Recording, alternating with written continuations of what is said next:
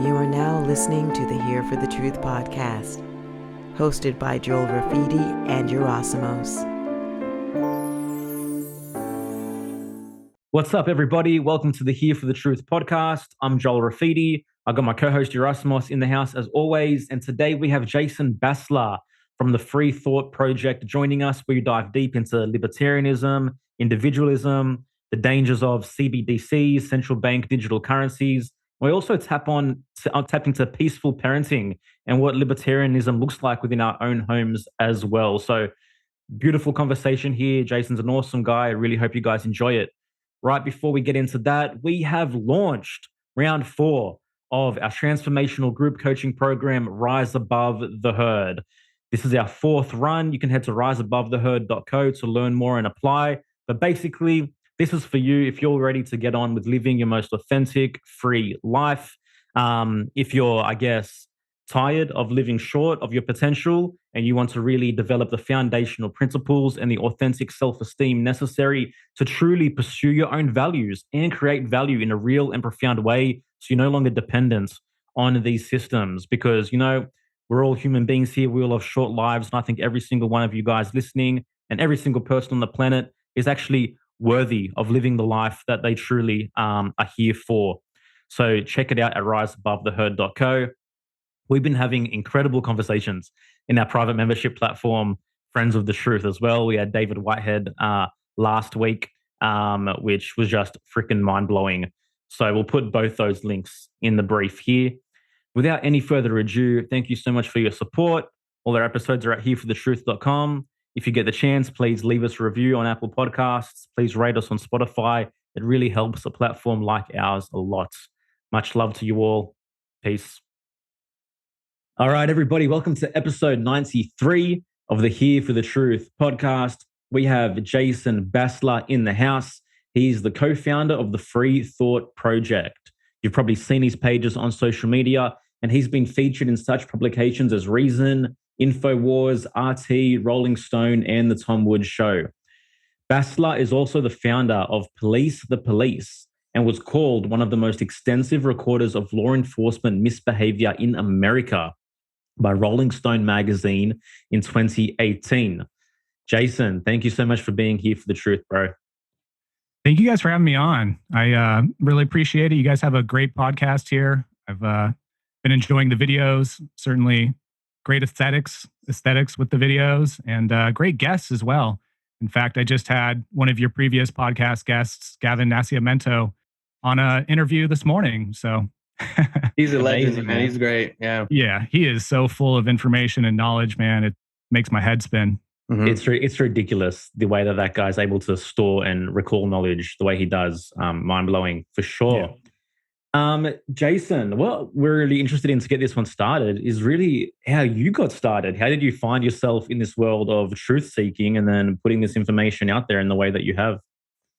Sure. So I've been an activist, anarchist, and abolitionist for 10 years now. And it's a bit of a story. I'll try to keep it brief, but it all mostly started with the Ron Paul revolution. And I kind of caught wind of that during the Occupy Wall Street protests back in 2011. I was seeing things during that protest that I had never really seen before, including police brutality. I saw a whole uprising and movement of people that were seemingly my peers, talking out about the financial system, about the banking system, and the general corruption within society and the government. And I had done some protests and activism throughout my teen years. I had kind of stepped away from all that to get into the music industry for a while. And right around 2011, it was just this perfect harmony of technology and attention. I had just bought an iPad. They're brand new. They just hit the scene. And I just started watching more YouTube. I had more, it was more accessible. I had, the iPad with me wherever I was going. And I was starting to see, all these protests that were happening globally. It wasn't just in New York where the Occupy Wall Street movement started, but it was globally. And it really motivated me. And it made me realize that, hey, we're in the age of information now. Like the internet is here. It's, producing all this information. It's producing counterculture. to a certain extent, and I need to understand what's going on. Prior to that, I was kind of just a Bay Area liberal normie. I didn't really know much about my own politics, my own ideology, and basically what I knew was just Republicans were bad.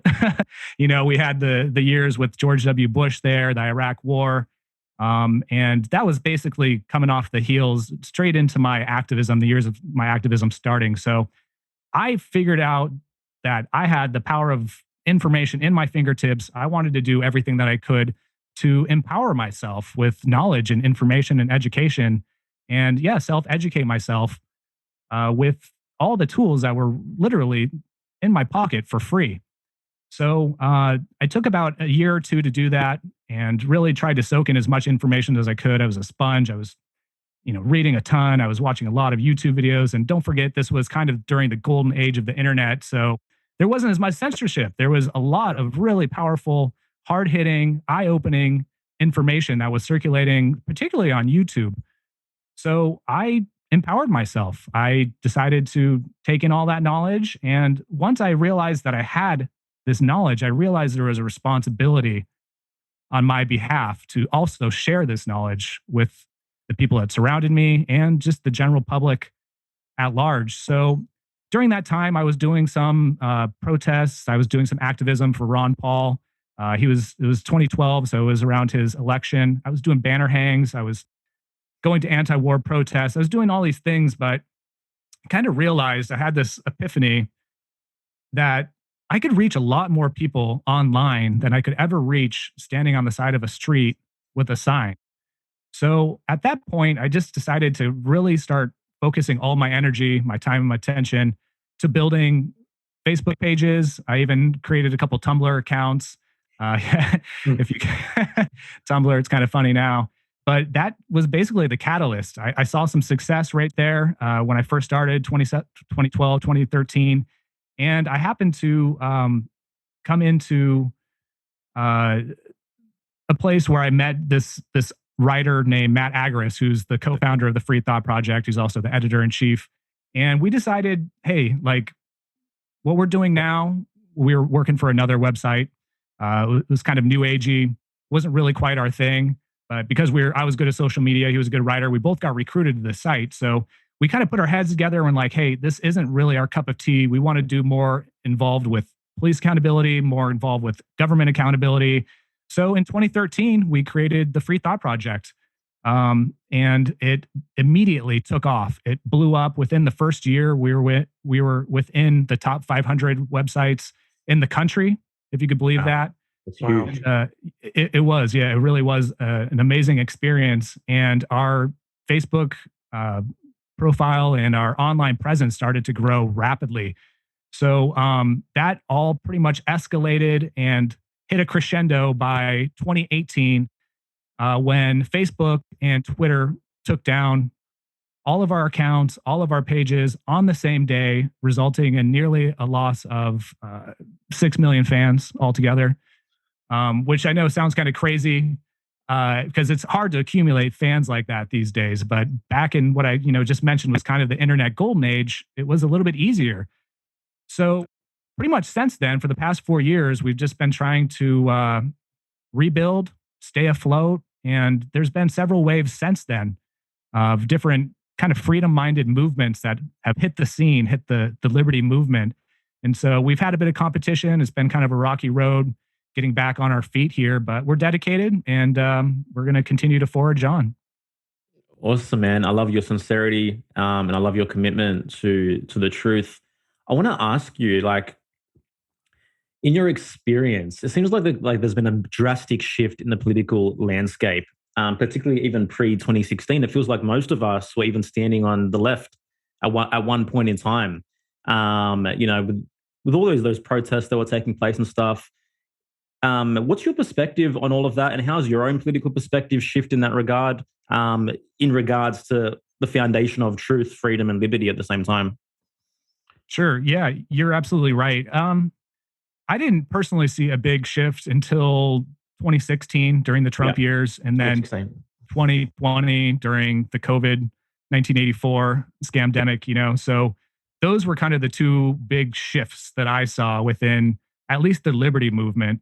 As far as my own personal ideology, principles, values, that hasn't really changed much. And I think when you do have a firm grasp on the libertarian values and principles, it's kind of hard to stray away from them. If you're going to be intellectually, logically consistent and morally consistent, I should add, you can't really, I don't know. I did witness it. Don't get me wrong. I did see quite a few, quote, libertarians move over to the MAGA camp. They jumped on the Trump train and it was profitable for them in the short term. And maybe still they've already, they were able to grow their audience and kind of catch that wave. But from my experience, there's a lot of people who have shifted over to that right-leaning kind of MAGA camp. And it was almost like it was a financial incentive and a way to grow their audiences. And you can kind of walk that fine line of being like on the right while still like kind of upholding libertarian principles. But I think it also turned away and turned off a large portion of people who were principled voluntarists, anarchists, libertarians. And it almost kind of created a divide within the liberty community. Now, don't get me wrong, we're all still kind of under this liberty banner. So there is some cohesion there and community. But at the same time, it feels like that was a big, I don't know, it took the movement in the wrong way.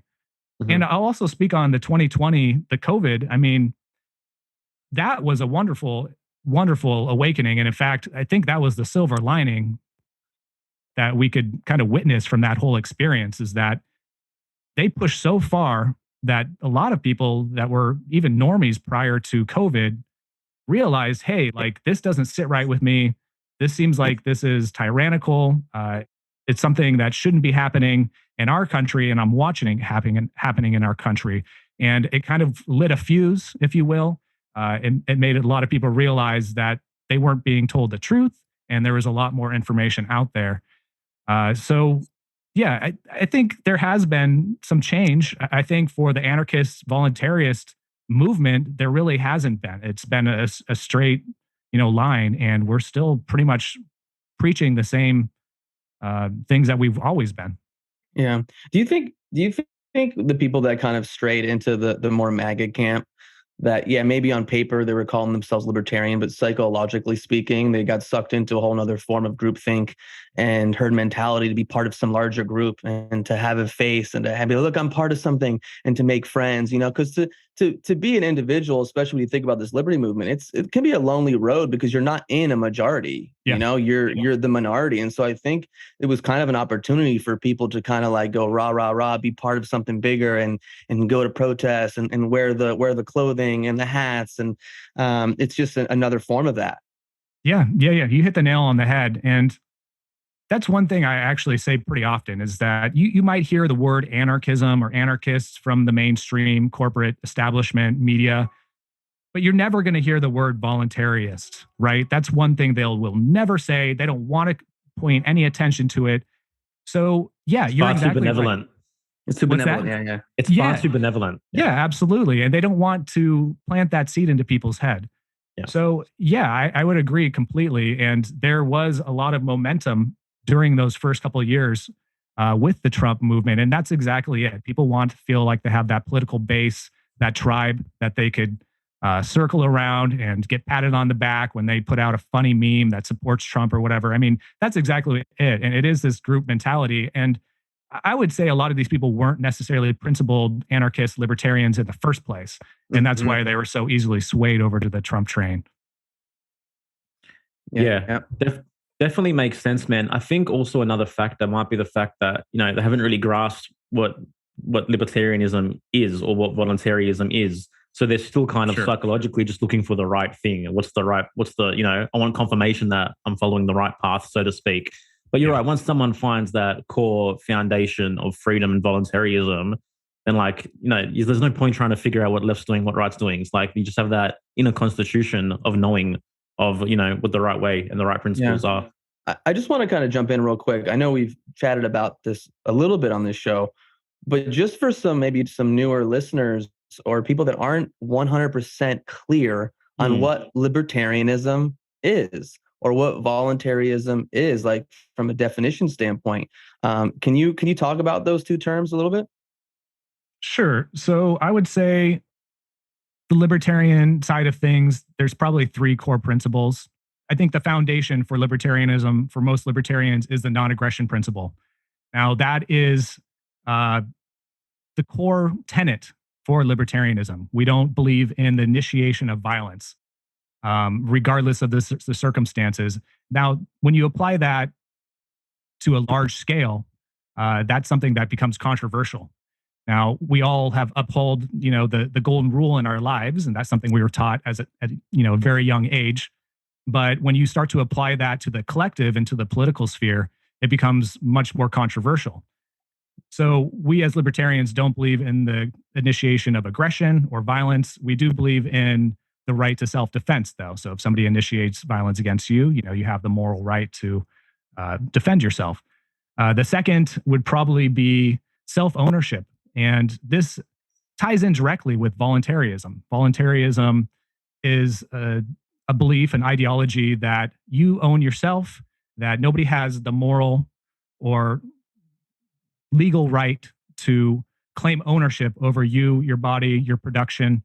And that is ultimately, in my opinion, the path forward. Now, we've gotten caught up in, this statist mindset where government has this right to initiate violence, to enforce laws, to enforce taxation. So self-ownership basically puts waste to all that. It says, no, I own myself. Nobody has a legal right to, tell me what I can and can't do with my own body, with my property, as long as I'm not hurting anyone else. So I think that's a very important one. And then, of course, the last is just property rights, private property rights. And that is foundational in itself. We can't ever be productive or prosperous if we don't have a foundation of property rights. Now, the left, has a problem with that. They say that there's personal property rights doesn't actually exist. We could go back and forth all day about that. But at the end of the day, if you produce something, if you produce a good or a service, or if you homestead a property, you bring value to it by building a fence or something, by definition, that is your property. You've homesteaded it. You've changed its very nature into something that's more productive. Therefore, you have a higher claim or higher right to that property than any other individual. So those are basically the three core tenets of libertarianism. Voluntarism is very similar. It's more or less the cousin of anarchism. It's a little less controversial, as you guys probably know. The word anarchist has a lot of loaded negative connotation to it. So a lot of people who are anarchists call themselves voluntarists, just so people could actually take a second to soak in the idea without, having this knee-jerk reaction, thinking that anarchism is just inherently violent. And so I think that's important to state. Voluntarism basically means that we believe in voluntary interactions and transactions in society. So it's the difference between theft and trade. It's the difference between rape and lovemaking. So as you could tell, there's a significant difference there. And unfortunately, we as a society have been so acclimated to institutions over the years that claim authority over us that we don't really think twice about it in this day and age about, well, do I actually voluntarily consent to the authority of the government? Have I actually ever signed a legitimate contract with the government to claim authority over me or to provide these, quote, products and services for me? Now, that kind of gets into a whole different discussion as far as the social contract, which libertarian anarchists kind of laugh about because it's this invisible entity. I've never signed it. I don't think you guys have either. If you could find this social contract for me and send it over to me, I'd be great. I'd be grateful for that. But otherwise, it just doesn't exist. So it's kind of this mental construct that's been placed into our heads to give the ruling class and the establishment a claimed authority over our lives. Yeah. We just assume it as a given, It's just just Yeah. always been there. So, nothing else really is worth thinking about. What's the point of fighting what's already there?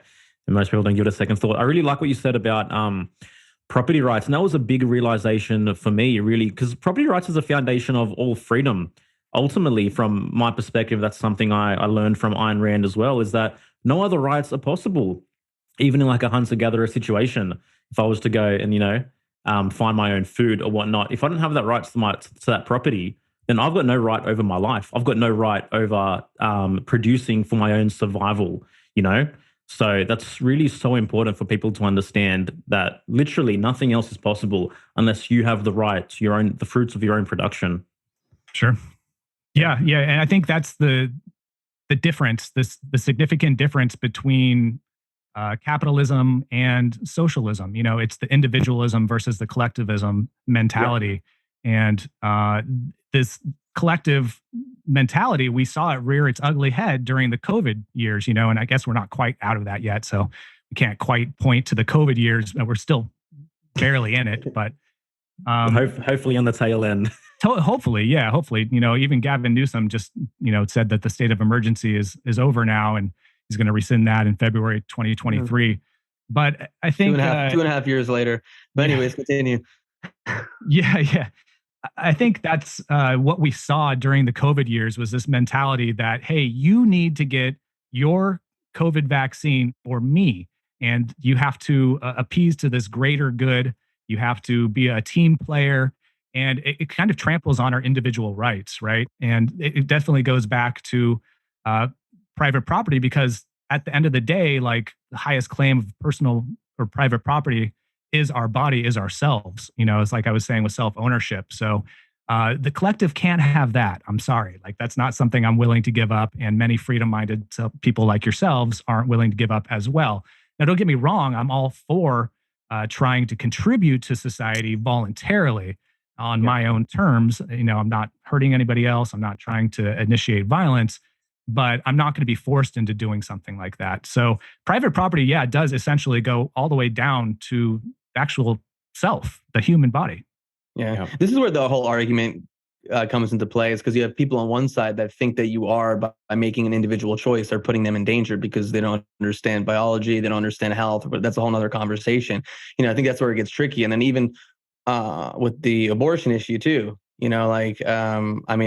I tend to be someone that, like, my body's my body. So you can do when you want to do with your body, but then you have people who have certain religious beliefs that think you are harming another. Now, we don't need to get into all that, but it's just interesting that these are the things, these little nuances that people throw into based on their religious upbringing, based on their belief system, that go, no, you are hurting me, or you are hurting another person. So there's a little nuance there. So if you want, you could comment on it. But well, I feel like this all contributes to this bigger picture and this bigger template that we saw being rolled out during the War of Terror.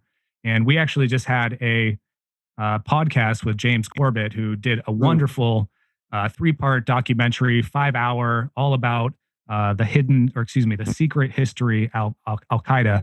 And we had a conversation with him, and that was kind of his main conclusion, was that I wanted to show how the war on terror has ultimately always been about a war on you. And when I say that, I mean that because it's this collectivist mentality that is kind of what hinges on the template actually being successful and kind of the backbone of it. So another thing that is concerning to me, and is actually what I just talked to Gavin Nascimento about this morning, and Carrie Wedler, I'm not sure if you guys are familiar with her, but is the CBDCs. And I feel like this is going to be something that gets rolled out under the same type of mentality, which is it's going to be... Just for those listening, can you let them know what CBDCs are? Sure, yeah. The CBDC is a centralized bank digital currency. So it's, I guess, similar to cryptocurrencies, except for cryptocurrencies, for the most part, are decentralized. This is going to be something that is centralized, rolled out by central banks and the corresponding governments for each country that want to participate. It's actually live already in a few countries. I believe Gavin mentioned a few in Africa. I can't remember which ones, but the more impoverished countries, which we're having a hard enough time, making ends meet as is, we're already trying to utilize some cryptos, but now the governments are kind of swooping in and offering, these digital uh, currencies through central banks. So we already saw, with PayPal just recently, a couple weeks ago, which is basically a centralized currency exchange. They claimed they were going to fine people $2,500 for misinformation if they happen to post misinformation. Now, they got a lot of backlash for that, rightfully so. And now they're kind of, turning around a little bit. And they're even actually offering $15 vouchers for people who are trying to, cancel their accounts or whatever. So they're kind of backtracking, fast. But, and then, of course, during the COVID protests, the COVID lockdown protests in Canada, in Ottawa, we saw the Canadian government actually freeze accounts.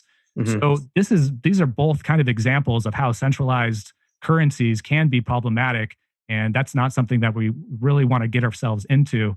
And another reason I kind of feel like these are kind of right now really starting to be promoted and are something that the establishment really wants to get a stronghold on the narrative about. I made a post warning about CBDCs. Actually, it was a meme a couple months ago. And I just recently looked back on it and I got hit with 2 different fact checks about it. Of course, I appealed the fact checks. They changed the rating from false to missing context. But in my mind, that's a huge red flag because they're already starting to target the narrative about CBDCs. They want to control that narrative. And even I was just looking, I mentioned this morning that I was on a conversation with Gavin Nascimento. So I was doing a little research. I even saw this morning that there was an article by Forbes that said why you should be excited for a central bank digital currency. So they're putting this out there. They're really starting to plant the seeds. And it's concerning. It's concerning to me.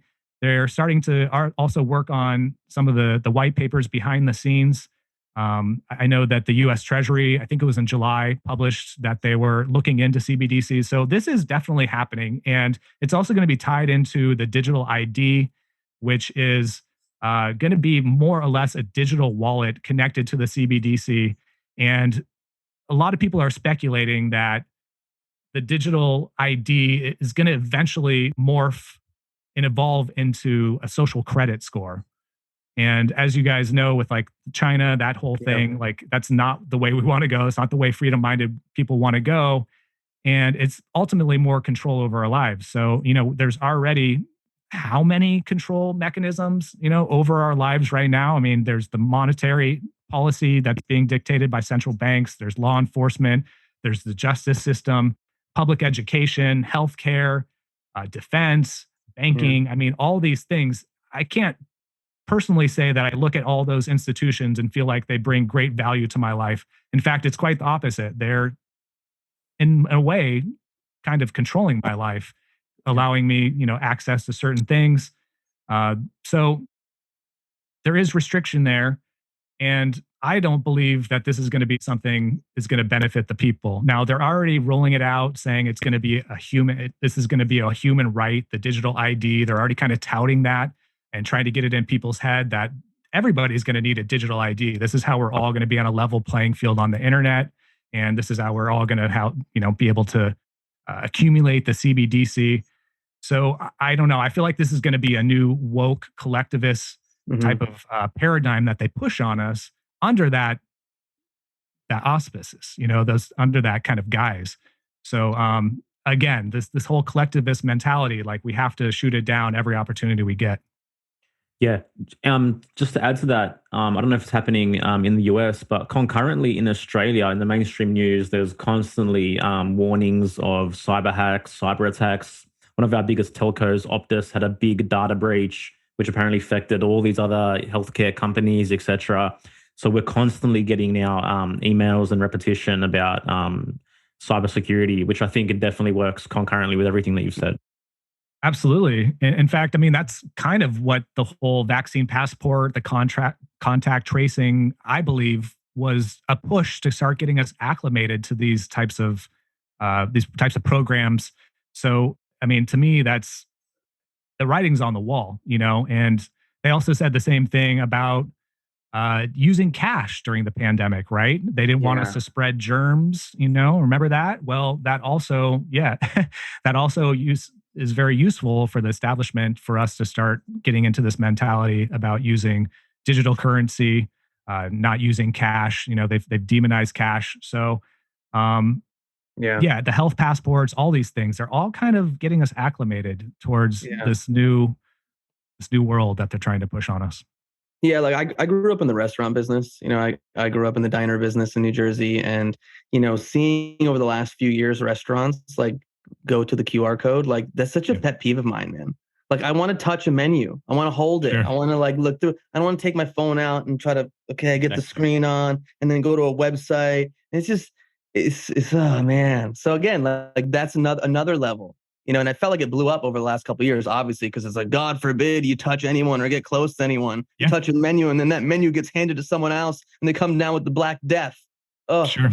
They even got Gen Z on it too now. They're calling us anybody who shares that mentality with you, that we're just boomers now, Oh my goodness. I mean, that's how they weaponize these things, But I'm right there with you. I don't want to be on my phone. If I'm out at dinner, I work all day on my computer and looking at my phone. Like I want some time with the people who I'm there with. I'm not trying to be on my phone. So I get it, man, completely. Yeah. Time moves quickly we're the boomers now. Let me tell you that one. So, I guess we put out a little bit of a warning here. What are some kind of solutions to counter this for the individual that's aware of potentially what's coming, and how can they, I guess, facilitate the best result for themselves moving forward as the terrain changes?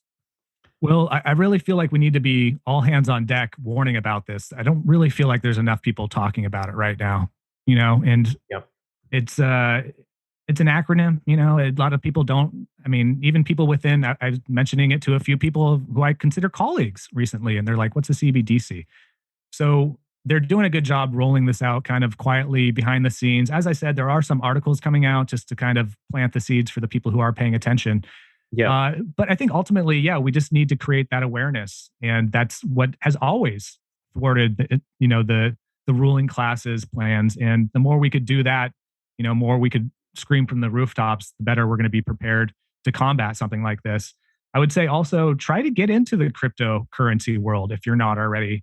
I'm not an expert by any means, but I have some crypto, various coins, and it's a little turbulent, sure, absolutely. But if you can actually start to use, and I know it seems like a foreign concept now because crypto has almost been turned into like the stock markets in a sense, but the original application was for daily usage. And now I know there's gas fees and there's been a lot of problems with the actual rollout of, utilizing it. But at the same time, I think that there are still ways we can continue to use crypto, and the more we could pull away from their levers of control, the better, So that's just, one example. Yeah. I think people just aren't able to see 10 steps ahead, and they are just focused on this level of convenience. It's like over the last however many decades, everything's been moving more towards like what's quicker, what's faster, what's more convenient. And you'll see people like, Klaus Schwab at like in Davos talking about like, we're going to be having injectables technology. And there are people that are excited that they get to like roll up to like an Amazon supermarket and like wave their hand and pay for shit. It's just like, oh, wow, it's too much effort to pull out my wallet, to take out some cash, to give this. It's like everything is like, what's more and more convenient? What's the easiest thing? And we live in this time where it's like, if your Wi-Fi doesn't work for like 3 minutes, it's like the end of the world. I catch myself sometimes. I'm so used to things that I'm comfortable with, and I'm like shaking my phone, like, why isn't the Wi-Fi working? And like we've just moved away. We moved away from like slow living. Yeah. And I think this is all just ramping up in that direction. Yeah. I couldn't say it any better. And I think the CBDC is actually exactly that. And they're already starting to bill it as being more convenient for our lives. Yeah. Oddly, though, I feel like the more technology I have in my life, the less time I actually have for the things that I like and I enjoy, which is strange, whether it be my freaking Roomba crapping out or my phone, having to reset that every, 6 hours or whatever it be from different glitches. And there's just one thing after another where you end up just spending more time dealing with the upkeep of technology than actually saving time. which was supposed to be kind of the, proposed benefit, I guess. So, yeah, I'm right there with you, man. And it seems to only be escalating. And especially, yeah, once we go into the transhumanism side, and people like Whitney Webb and Gavin as well claim that that's kind of where all this is going, that's kind of the end game with all this. And at that point, we might as well be detached from our consciousness. We might as well be detached from our own intuition, and James Corbett actually said something that still resonates in my mind, and I personally feel guilty about it. But he said that the average American spends 11 hours a day looking at screens or on their devices. 11 hours a day. Now, me personally, it's probably more like 16 to 18, just because I work online. I get up early, I do this, but that's insane. And we already are kind of moving in that direction. We already are becoming subhumans in a sense. So, it's a little scary. And I think this are all the things that George Orwell, warned about. Yeah. Was it? I just want to comment on that real quick. Like, I remember, I think it was Elon Musk's interview with Joe Rogan where he was talking about like how our AI is already here. We have this.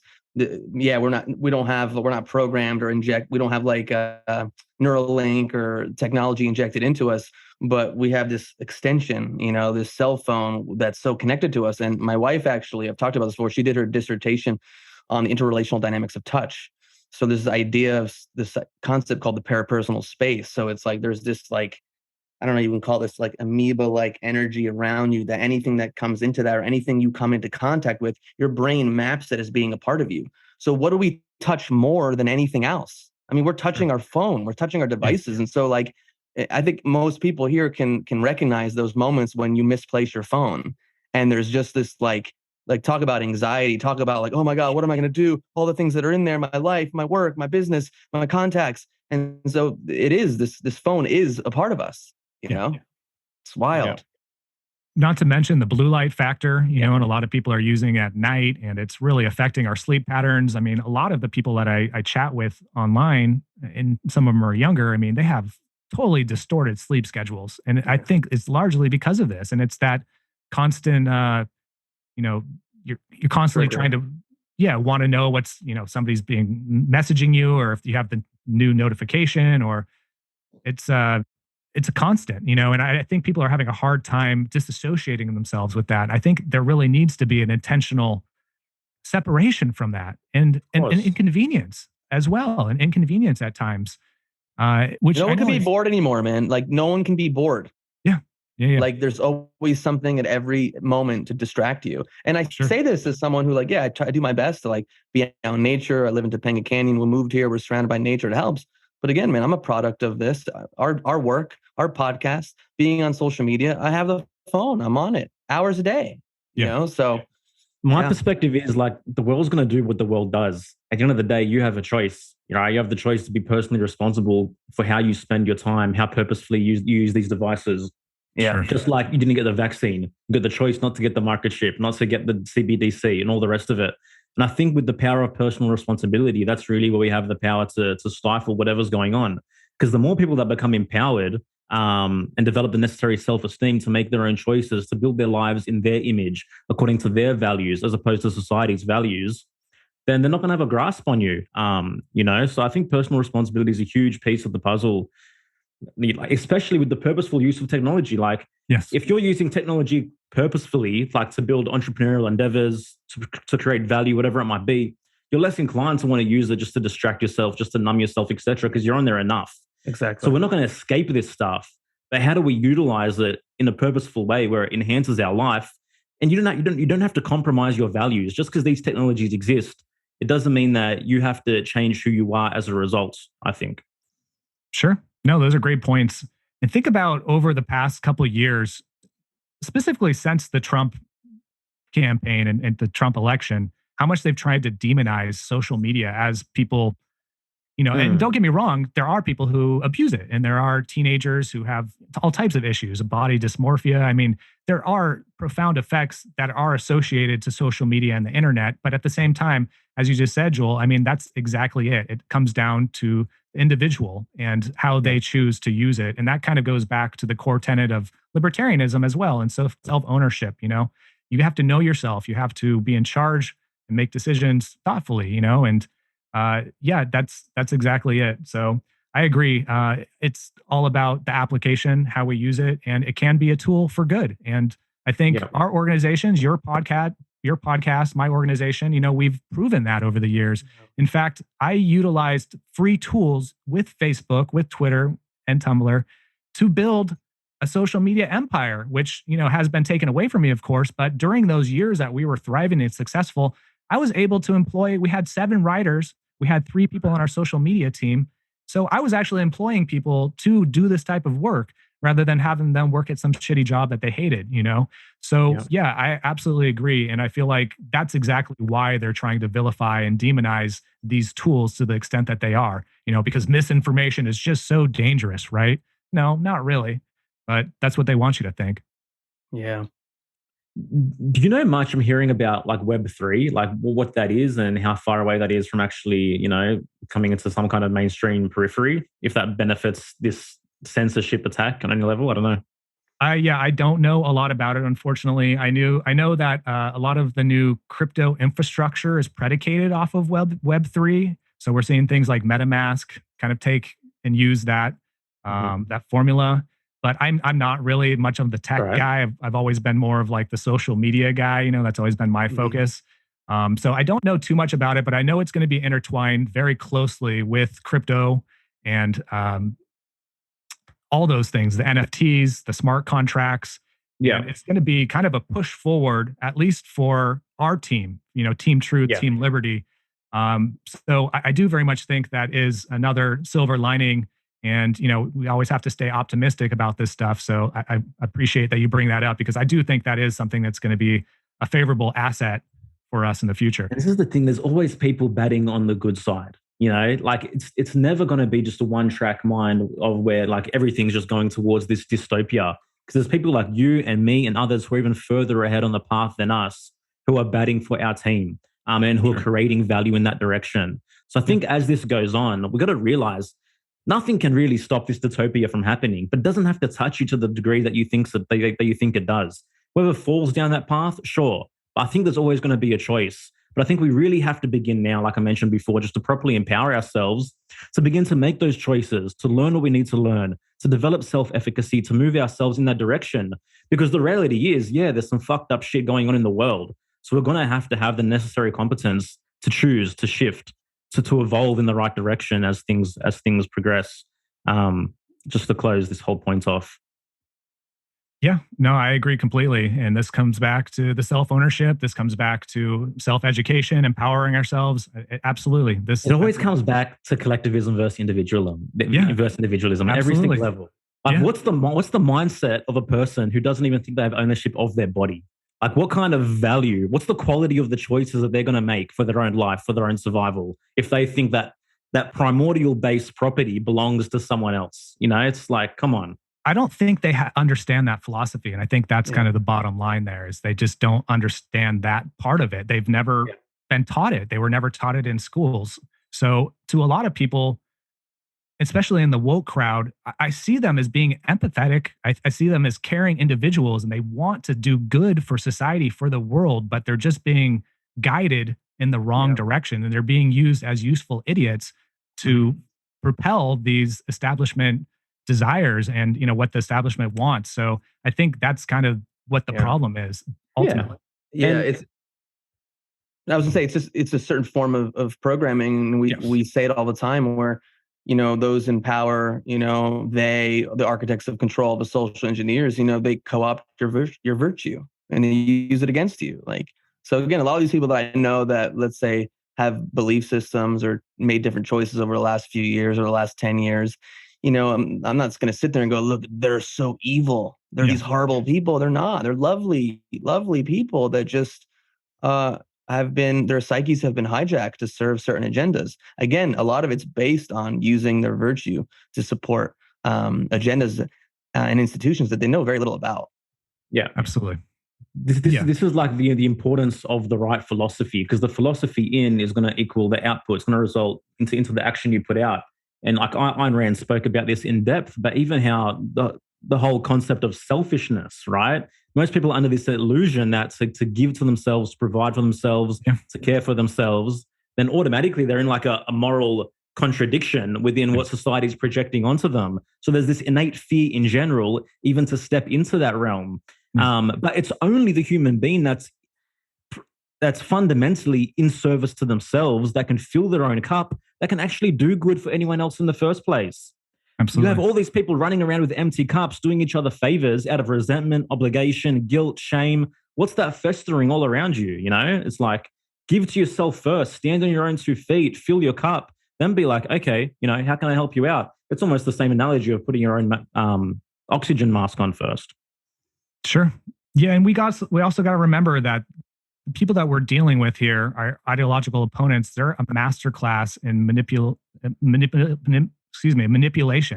emotional manipulation, and the appeal to emotion as well. And I feel like whenever I try to engage with a logical conversation with people online, I never get back a legitimate argument. It's always fallacies, it's always insults. And so this is kind of what leads me to believe that, like these people do have good intentions, but they just don't have the ideological ammunition or foundation to really understand their position, So I think that there's a problem there, but I also think that there's a very clear agenda that's being pushed by the ruling class. And I know this, probably sounds like I'm putting my tinfoil hat on, and I might be to a certain extent because these are assertions, but the longer I do this, the more I realize that the mainstream media, the corporate media, they're just here to market narratives for the ruling class. And all this stuff is very intricately plotted on and detailed, and they roll it out in a manner that they know is going to be the most effective. A lot of this stuff, the majority of the narratives that cross our social media feeds that we hear on the news. So when you think about it from that context, then you really do have to be kind of on the defensive when you put your thinking cap on. Yeah, it's the marketing arm for psychopathy. That's what the media is. Yeah, perfect. Yep. Let's get into, I know you've done extensive work, obviously, around police to police and raising awareness to police brutality. Can you speak about your involvement with all that? Sure, man. Yeah, God, I didn't even mention police to police in my opening there. It's a big part of what I do. It's a big part of my passion. I'm also very passionate about peaceful parenting and unschooling, but voluntarism, and police accountability is really big for me. And that all really started, like I said, during Occupy. People think that you personally have to have some type of negative encounter with law enforcement, police employees to, want to get into the accountability world. But like, I'm here to tell you, like, I just saw injustice on my iPad screen, and that's what lit the fire underneath me. And I decided that. Before we go too deep, can you remind people what Occupy Wall Street was? It's even vague for me. Oh yeah, sure. So Occupy Wall Street, it surfaced around 2011. It was a grassroots movement, started in New York, kind of around the banking class. A lot of the issues that were people were having with the big banks. And of course, that was right off the heels of the 07, 08 financial crisis. So I think that was more or less kind of what it was focused on. It didn't, unfortunately, it kind of got co-opted. The demands for it weren't necessarily, again, it wasn't really ideological.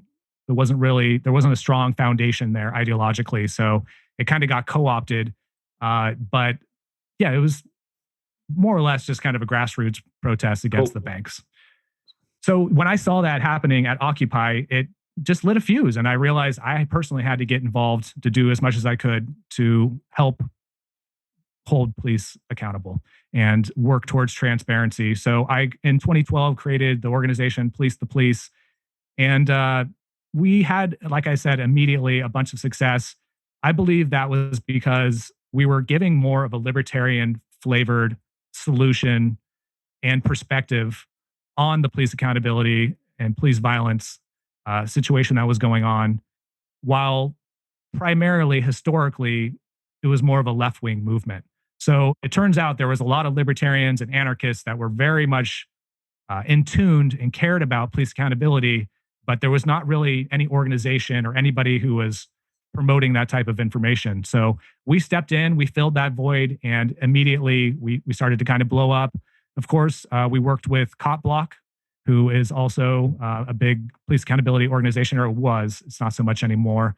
But we kind of joined forces and grew that whole side of things. And since then, man, like we've helped out a bunch of people. We've done exclusive stories.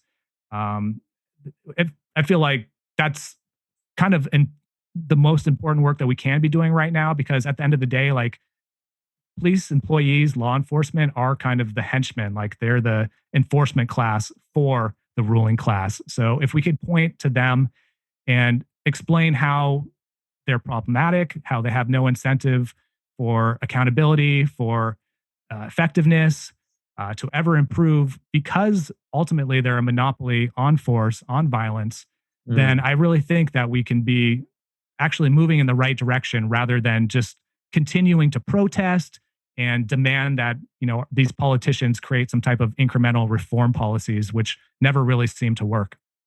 Yeah, there seems to be such a lack of nuance too in that discussion too, especially with the media, where it's like you either hate the cops or or Blue Lives Matter. You back the blue, Yeah, and if you stray off of that, like either side is gonna be like, you're not part of us. Because I mean, I know some cops that are awesome, they're great. And there's cops that are fucking assholes, and there's cops that are awesome that don't speak out, which that's a part of the problem too, because they're part of this institution that has issues.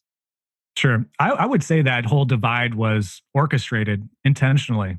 And I don't have any proof of that. We may never have any proof of that, but there was that groundswell around um, the Michael Brown case, 2014. I don't know if you guys remember, but Ferguson became this hotbed of police violence and police accountability after the Michael Brown ordeal and trial. And then it kind of ballooned away from that. There was other cities that were starting to have huge protests, like Baltimore for Freddie Gray, and there was a bunch of them. So I think by the Trump years, the planners, the central planners, the manipulators kind of realized like, hey, we have a situation here. We have an opportunity to divide people. So I don't have any proof of that, but that's exactly what seems to happen. And you're right, there isn't a lot of nuance. And I think that's why our organization has been successful. Well, until of course, Facebook and Twitter took us down, and now it's been a bitch trying to get back on our feet. But I think that's why we've been successful, is because we're kind of dividing that line there, and we're not here just to say, it's all Black people who are affected by police violence, because that's not true. But we're not here to also say that it's only white people and Black people don't have any issues with police violence, and there's this kind of this whole, you're right, divide between the left and the right. And it seems intentional, intentional as far as I'm concerned. So Typical divide and conquer strategies, man. We just see over and over and over and over again. Sure. So what are some of the ways in which, I guess, the police can be held more accountable?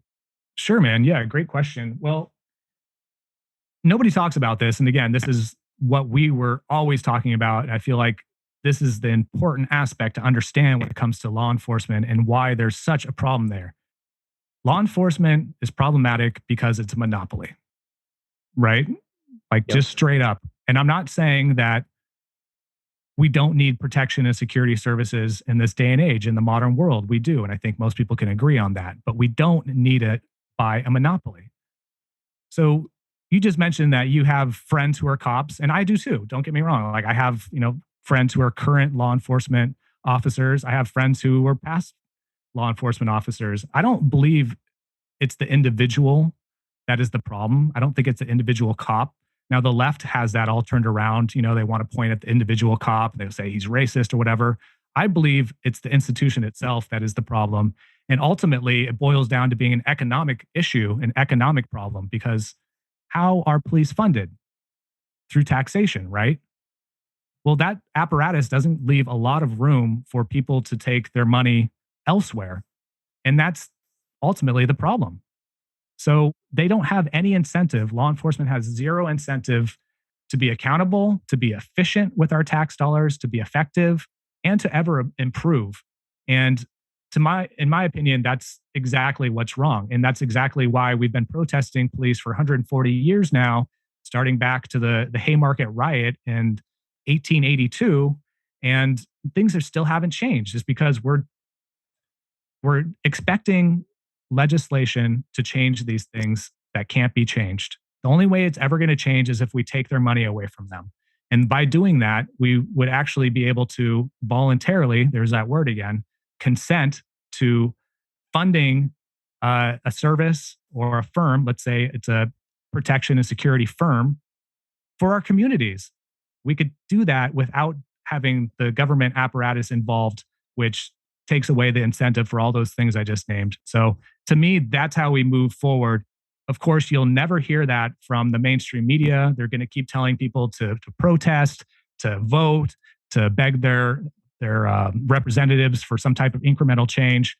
Those things haven't worked for years, for decades, for a century, over a century. So we actually have to examine this, grab it, look at it from the foundation, which is the funding. It's the funding. If they don't have the funding, they can't continue to do this. Yeah. What do you think it is in an individual that every 4 years, every 2 years, there's this like hysteria that gets built up? Like, no, now this next person is going to be the one that solves it because they said some nice words. No, don't worry. In 4 more years, like what is that? And like even going back to your the name of your platform, the Free Thought Project, like what makes the person ability to think freely? Like I know there's two separate things, but I'd love to kind of get into that and talk about that. Yeah, every 4 years, I really think it's based on the programming that most of us received in our public school indoctrination. I can't really think of anything else. They had to beat it into our heads. They beat it into our heads over and over again that all social ills are fixed by government. You are the government. You have, this apparatus that you could change. You're a part of it. You can participate. So I think that was a very effective propaganda, and it actually worked very, very effectively. So, I think that's basically what it comes down to. I think it's that and the cognitive dissonance. People believe, they want to believe, they don't want to think that they don't have any control over their own destiny. They feel like they have to vote for the lesser of two evils. And ultimately that's, where the extent of their thinking lies. It doesn't go much further than that. So that's where we come in. That's where we, bang on their heads and plant the seeds and, throw those memes out there that might get them to think like, hey, how am I supposed to vote harder? Can I magically vote in the right people? Will I ever magically vote in the right people? Will there ever all be the right people in government to actually make some kind of significant change?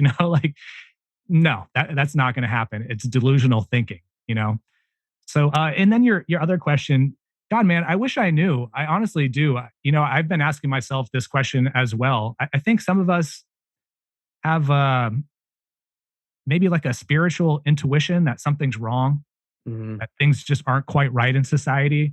And therefore we have to examine and investigate things a little bit further than the average normie would. I mean, that's the only conclusion I could come up with. Obviously it's all about your environment, your education. Those things are certainly big factors in it. But what separates us from the average person who, just goes along to get along, doesn't question the system, got their COVID vaccines, going to vote, for the midterms? I mean, I really couldn't tell you. Yeah, same here, man. It's the question I've asked myself for so long, and I'm so curious because I look around and I go, "Oh, well, what caused that person to buy into the narrative? What caused the other person not to buy in it?" And it's like I want to find this common thread, but it feels much more it's much more esoteric. And again, you bring up this like spiritual intuition, and obviously it's not something I can measure and put in a graph, but it's really fascinating to see, and witness. Yeah, it's not black and white at all, man. There's so many degrees to it. There's that factor, but also like the level of toxicity that someone's grown up with, maybe the amount of vaccines they've had, the amount of fluoride they've consumed, the degree of education they've had, how far they went into institutionalized education. Trauma. I think trauma is a big thing. Trauma's huge. I think people who are traumatized and haven't done the work to like heal their trauma, they're the ones that are more likely to kind of get into that trauma bond with these authoritarian institutions. Because all those things that we're mentioning, including trauma, it separates you from having a relationship with yourself. Yes. And at the end of the day, that's the fundamental foundation of the reasons why you do and act in ways and think in ways which are in service to you valuing yourself. Yeah. And I would maybe even take it a step further. I don't think it's necessarily just the institutions too that have played into this PTSD on a large scale. I would also say it's our parenting techniques. And, Of course. I mentioned earlier, I don't know how into the whole world of peaceful parenting you guys are, but we did an interview a couple months ago now with Dana Martin, and she is a very eloquent speaker as far as the differences between the authoritarian parenting paradigm and the partnership parenting paradigm. And I would say that 99.8% of the population are definitely have been programmed into the authoritarian parenting paradigm.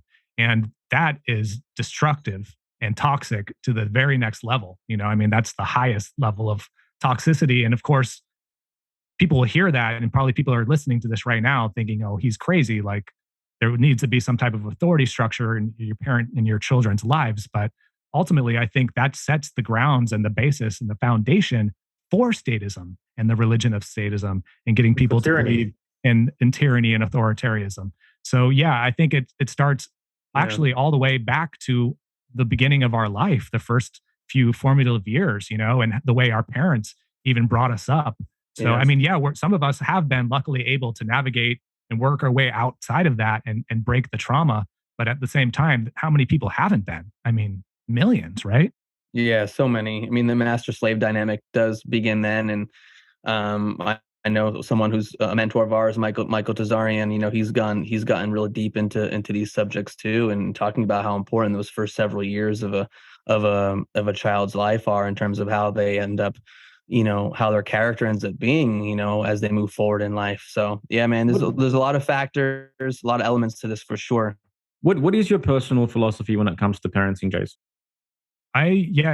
I've always tried to embrace the peaceful parenting mentality, but when I had that conversation with Dana, it kind of pushed me into this whole different understanding that it's not just some topical momentary solutions that you could apply, in that context. It's actually a whole paradigm in itself with treating your child as if they're a partner, And I know it sounds controversial, it sounds crazy, but you kind of allow them to lead. You give them the space to be the explorer, the scientist, to do the things that they need to do to learn and understand that the world they're living in without worrying about how it inconveniences you, about worrying about how it's going to affect your life and your day. And trust me, guys, like, it isn't easy. I don't know if your parents or not, but I got two little girls myself. Yeah, it really isn't easy to apply, especially being somebody who came from a abusive household. So I've completely had to rewire everything, and you really have to stop in every single moment once the tension starts to rise, and ask yourself, okay, like, what is going to be the best path forward in this situation right now? And it's just that mindfulness. I think that's something that probably connects this whole entire conversation, no matter, what topic we've been talking about during this interview. It's just mindfulness, right? Just being mindful of your actions, your behaviors. So that's kind of what I've been shifting towards. I've never been abusive to my children, but trying to implement more of that partnership parenting paradigm. Yeah. It's definitely something that I'm still learning and still discovering. I don't think that anyone has the fixed answer as to perfectly parent, but 100% the foundation, I guess, in my own discoveries has to be, your relationship with the child. If there's proper connection there, then there's less reason to have to play the authority card. Sure. If they're connected with you, then generally there's going to be a level of respect where you don't have to pull that card. But at the same time, there has to be certain boundaries. There has to be certain times where you say, hey, there's a wall here and there's consequences. To this degree, but it's something that's still very fluid, which I'm trying to navigate myself. Sure. Yeah, and also too, I want to relate this something. I'm not a parent, so I can only speak in hypotheticals. But I was having chickens, you got dogs, bro. I have chickens and a pup. But I was having this conversation with someone before, where it's this idea, like, even if you think about like capitalism, okay, I think capitalism, to a certain degree, especially in the truest sense of the word, is an amazing system that was created. And so instead of fixing the issues that have come up with this system, we just want to scrap it and go to the complete opposite. And instead of going like, okay, well, there's something really amazing about this, how do we then just fine tune it or tweak it? And I think as a parent too, like, we go to this like authoritarianism. We go, let's just scrap that whole thing and then go to the complete opposite. And then that isn't without challenges. I know people like, men in my men's circle who, are dealing with severe issues because they tried to be their son's best friend, and, and this, that, and the other. So I think there is got to be some middle point or a fine line where there is communication and boundaries and discipline. I don't mean discipline in this authoritarian way, but just somehow where the person knows, where the boundaries lie. I mean, I'm not a parent, so I'm curious when I bring up that idea of like just not flipping to the complete opposite, but maybe integrating the good from both sides. How does that land for you in that regards? Oh, you guys both bring up wonderful points. And yeah, I've kind of had these concerns myself because, yeah, I mean, look, like there has to be some guidance, right? Like they need some boundaries. But I've found that the more that you are able to communicate with them, the more you are going to be connected to them, the more that they are going to respect you and respect your wishes just because they want to. It's not because they have to, it's because they want to. True. And the more that you can communicate with them, and I feel like I'm an over communicator with my son, and he probably hates it, but I'd rather give him more information than he needs rather than less. He could do whatever he wants with it. He could let it go in one ear and out the other, which he does a lot of times. But I mean, he's only 3, but I'd rather give him the full context. I'd rather give him the full context of the scenario, the situation, why I feel like it's not a good idea to suggest him to not do it, X, Y, and Z, and that way he gets it. I've seen it. I've seen the light bulb go off in his head where he's like, okay, like I'll just go ahead and, listen to you now. And it's a great feeling. And sometimes it takes 10 minutes of communication. And I know sometimes people don't have that patience threshold, And I'm with you 100%. Man. There has to be communication. There has to be an explanation. I have to understand why. Why? Like, it's not just because dad said so or because mom said so. Like, that's not going to help anyone. Yeah.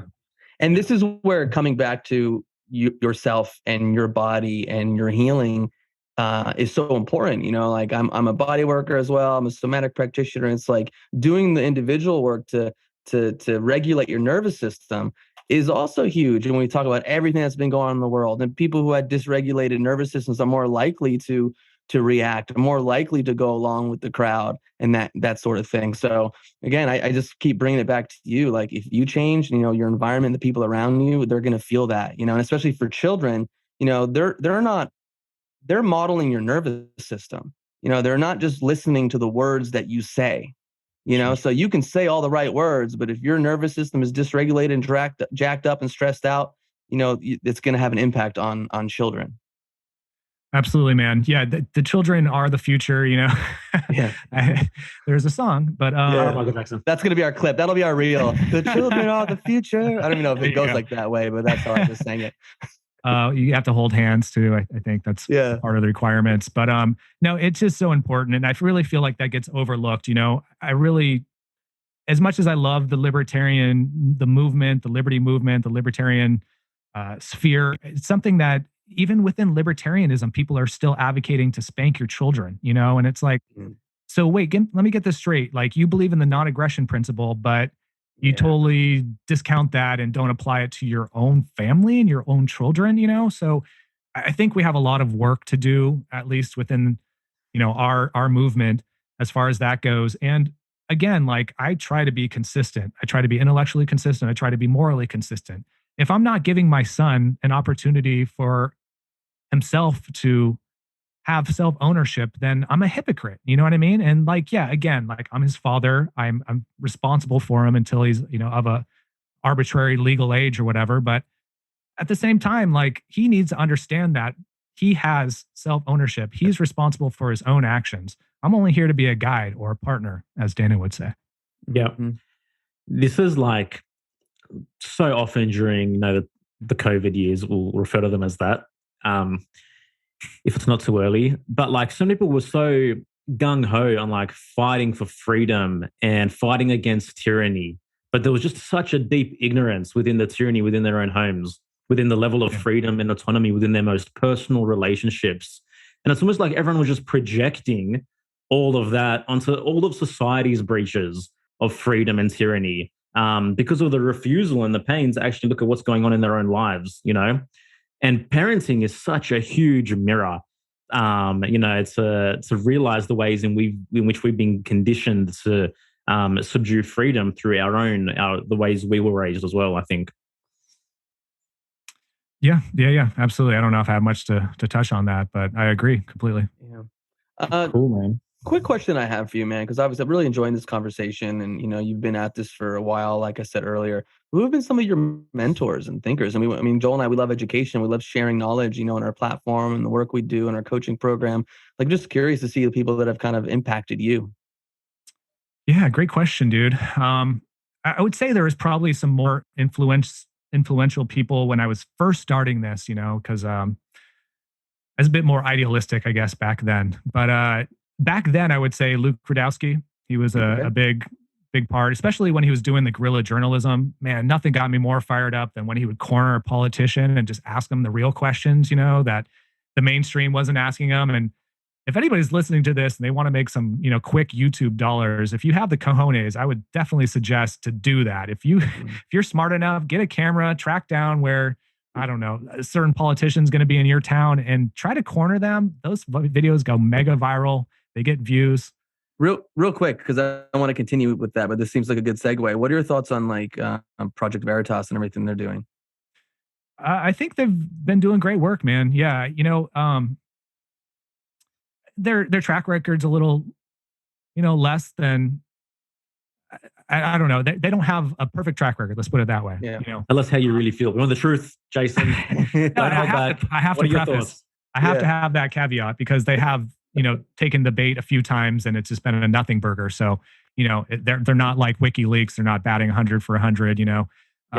But at the same time, look at how much they have brought to the table as far as these types of guerrilla journalists, types of exposés that they've done with Pfizer and a number of different representatives from different companies. So that type of stuff is necessary.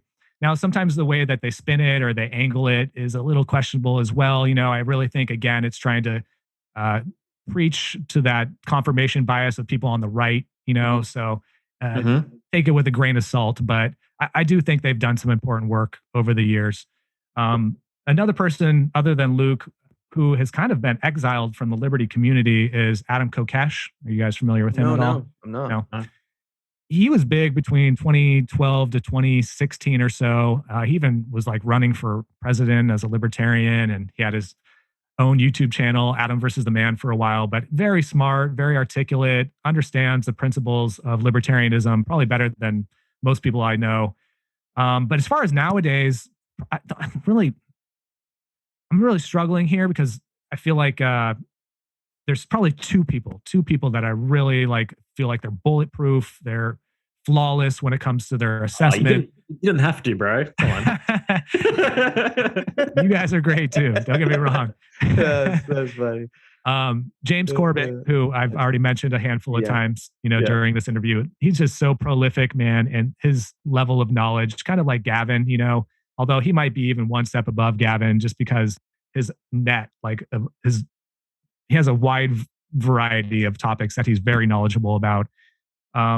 So yeah, James Corbett and then Tom Woods. I don't know if you guys are familiar with Tom Woods. No. So, kind of an old school libertarian, definitely like Austrian economics type of thinker, has a huge podcast, very influential within the libertarian, I wouldn't say party, but kind of like the little L libertarian movement.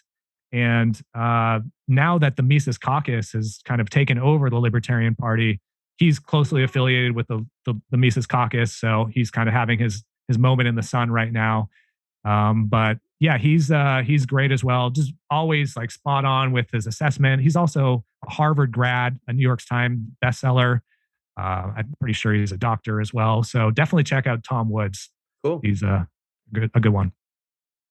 Awesome, man. I did have somewhere to go, but it's kind of slipped my mind.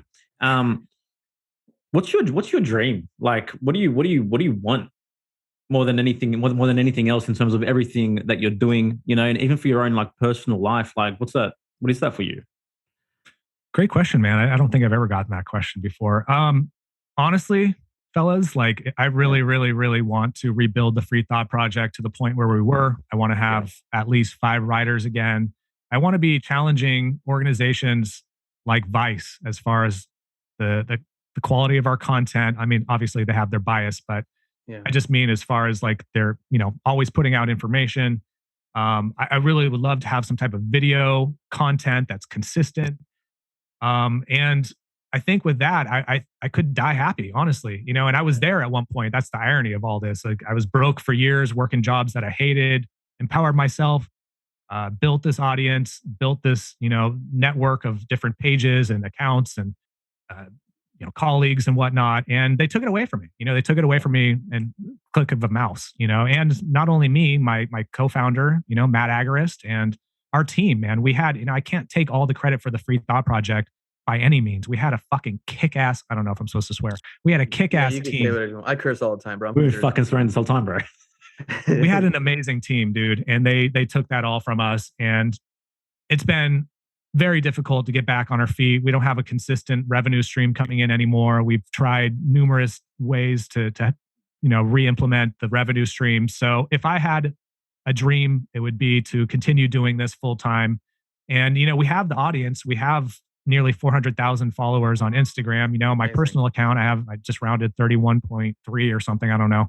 K, so like we have the audience, but it's just a matter of getting them motivated to support us. And it's proven a lot more challenging than I expected. So we do have some plans in motion right now, and hopefully they'll kind of all work out and we'll be able to continue doing this. But is more of is it through donations that you guys kind of monetize, or for years it was ad revenue?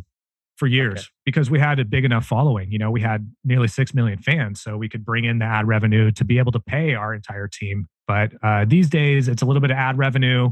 It's a little bit through donation. We have a subscription as well. So yeah, anybody listening to this, if you've followed the Free Thought Project, if you've ever found any value from us, please, guys, donate, subscribe. We could really use it. I'm not trying to, not trying to digitally bootleg here, but it's all good to our audience, to everyone that's listening. You know what we're about. We know what we love, and obviously Jason's been at it for a long time. So like whatever it is, $5, $10, just shoot it over to Jason and his organization, because they're doing great work and they've been doing great work, man. So I really thank you for that. Yeah, bro. And like I just want to say, dude, like I'm really sorry that happened. Hey, like that fucking sucks.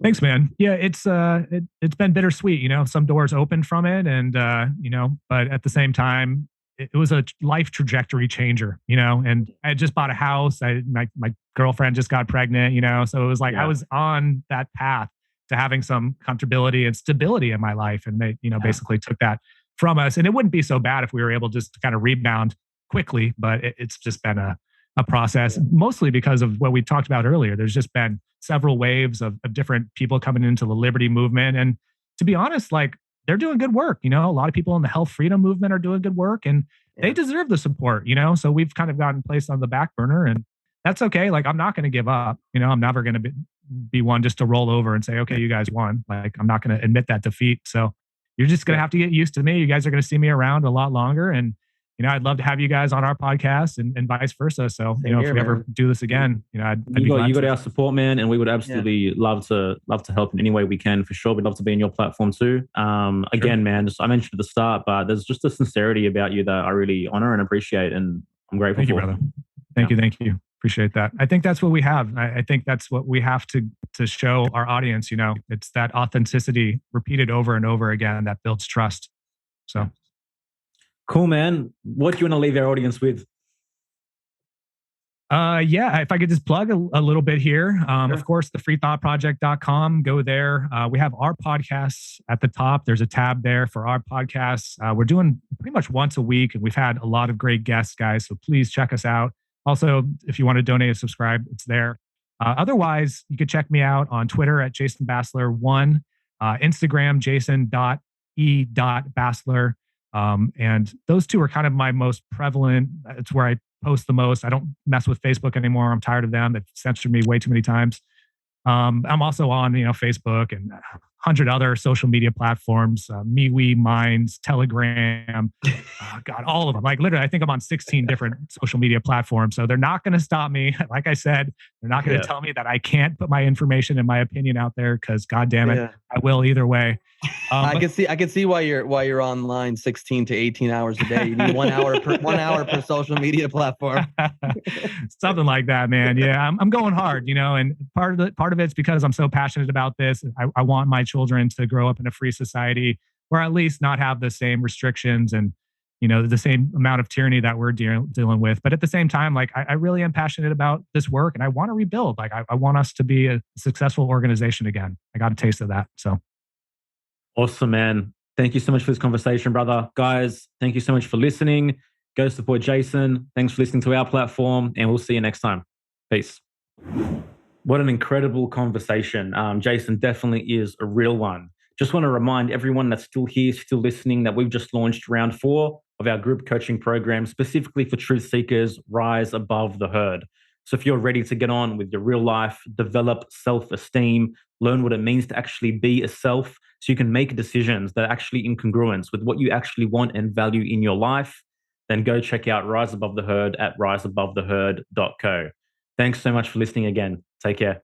Smoking mirrors, I'm seeing through the illusion. Waking up in a time, they think you're in a delusion. Somebody set the alarms, cause they be too busy snoozing. I'm in a DeLorean, fast forward in evolution to a place where we can share our confusions. Yeah, 450 BC, I'm sharing tea with